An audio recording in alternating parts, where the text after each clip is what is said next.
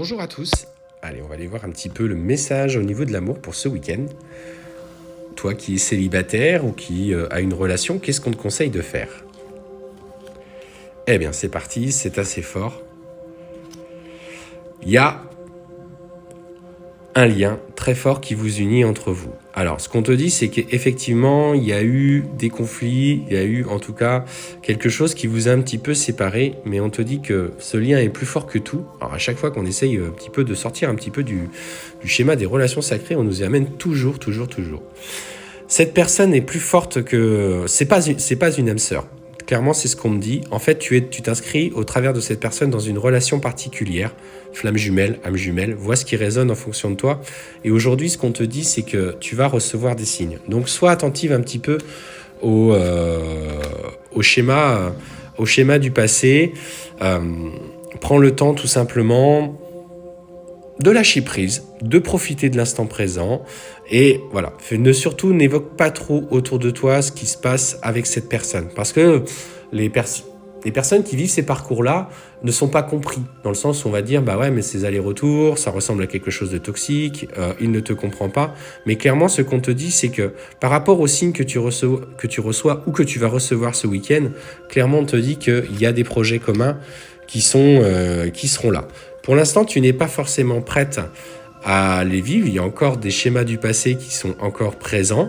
Donc, prends le temps de te recentrer, de découvrir les parts de toi qui ont besoin encore d'être guéries. Mais déjà, tu vois, il y a une reprise de la communication qui vous concerne. Il y a cette reprise de communication. Et comme je te disais déjà, tu vois, on te dit clairement, n'écoute pas les autres. Sois attentive à ce que tu ressens et éloigne-toi un petit peu d'eux. Donc, tu vois, reste un petit peu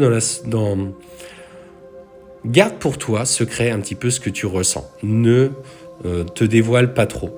Parce que ce qu'on te dit vis-à-vis de cette personne, c'est qu'il y a une vraie fusion des sentiments. Vous voyez, vous êtes comme... en fait, vous êtes un ensemble à tous les deux. 1 plus 1, comme on dit, égale 3. Mais pour le coup, vous êtes...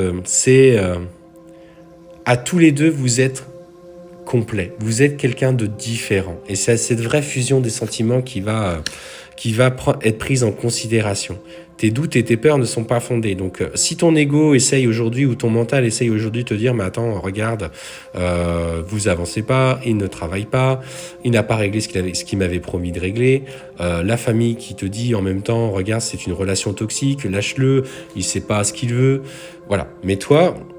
Écoute ton intuition parce que les signes que tu reçois sont là pour te donner des petites indications de ce que sera ton futur. Et il est là ton futur, il est avec cette personne.